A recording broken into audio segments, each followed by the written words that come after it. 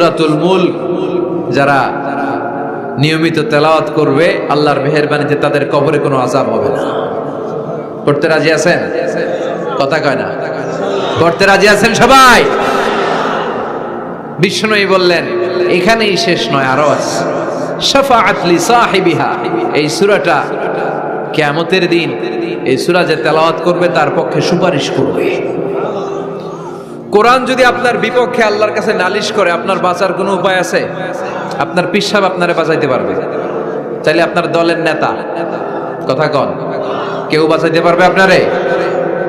কোরআন যেমনি আপনার বিরুদ্ধে দাঁড়ালে আপনারে বাঁচাতে পারবে না, কোরআন তেমনি আপনার পক্ষে দাঁড়ালে আল্লাহ আপনারে ফেলে দিতে পারবে না।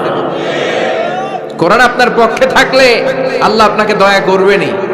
বিশ্বনবী বলেছেন ইকরাউল কোরআন ফাইন্নাহু ইয়াতি ইয়াউমাল কিয়ামাতি শাফিআন লিআসহাবি, কোরআন তেলাওয়াত করো, কেননা কোরআনের তেলাওয়াত এটা কিয়ামতের দিন তোমার জন্য সুপারিশ হয়ে দাঁড়াবে।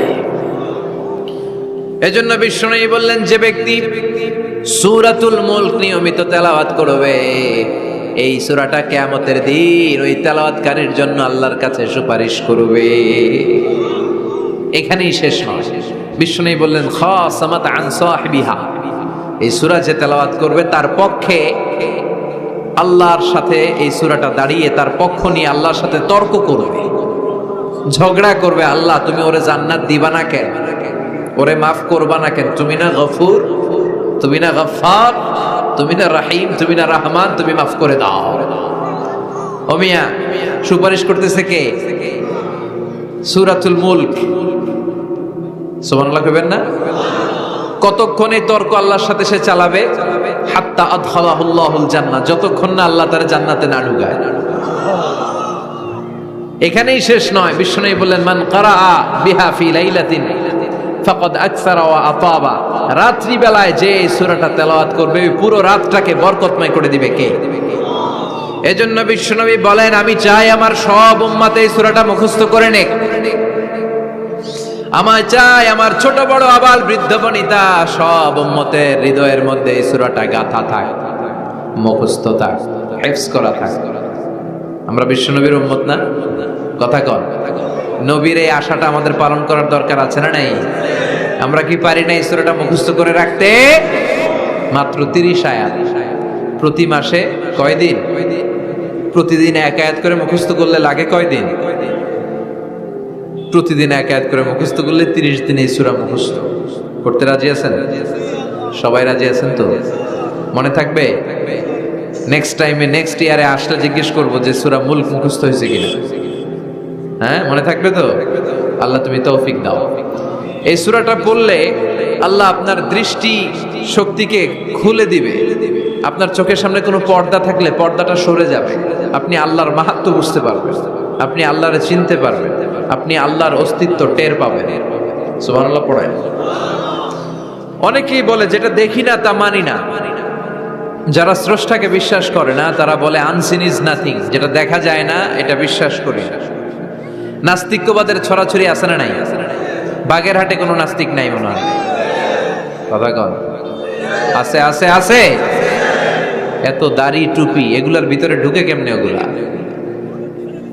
পিছনে পিছনে থাকে, এগুলা আজীবন পিছনে পিছনে থাকবে। কথা বলেন।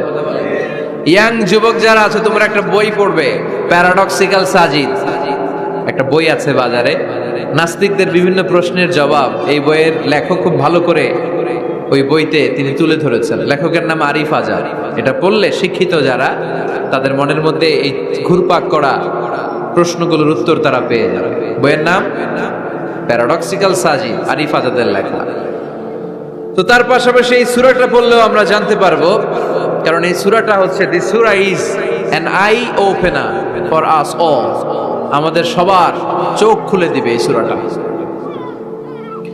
আমাদের ঘুমন্ত বিবেককে জাগিয়ে তুলবে এই সূরাটা। যারা বলে যে স্রষ্টাকে দেখা যায় না তাদের জন্য এই সূরাটা একটা মেডিসিন।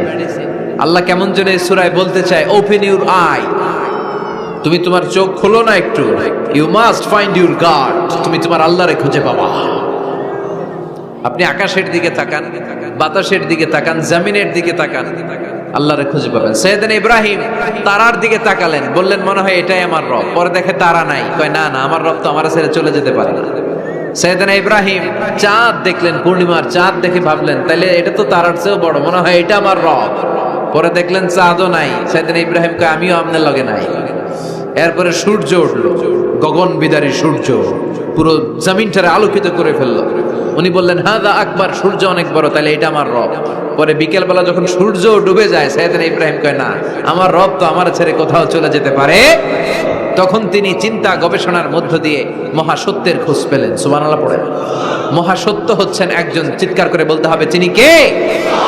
সে আল্লাহ বলে গোলাম, আমার অস্তিত্ব অনুভব করার জন্য তোমাকে ডজন ডজন বই পড়া লাগবে না, ডক্টরের ডিগ্রি লাগবে না। তুমি আমার সৃষ্টি করা এ বসুন্ধরার দিকে তাকাও, এই গাছপালা নেয়ামত রাজির দিকে নজর বুলিয়ে তাকাও। তুমি সাগর দেখো, তুমি পাহাড় দেখো, তুমি ঝর্ণা দেখো, ঝর্ণার কলকলো আওয়াজের ভেতরে আমি আল্লাহরে খুঁজে পাবা। কথা কর, ঝর্ণা দেখছেন কেউ কোনোদিন? বাগেরহাটে আছে? কোথায় যেয়ে দেখছেন? সিলেটে, হিমছড়িতে। আহা, ঝর্ণার সামনে দাঁড়ালে বোঝাই যায় একজন এটাকে নিয়ন্ত্রণ করছে, একজন আছে, একজন থাকা লাগবে, একজন থাকা চাই, যাকে ছাড়া মহাবিশ্ব এত সুন্দরভাবে চলতে পারে না।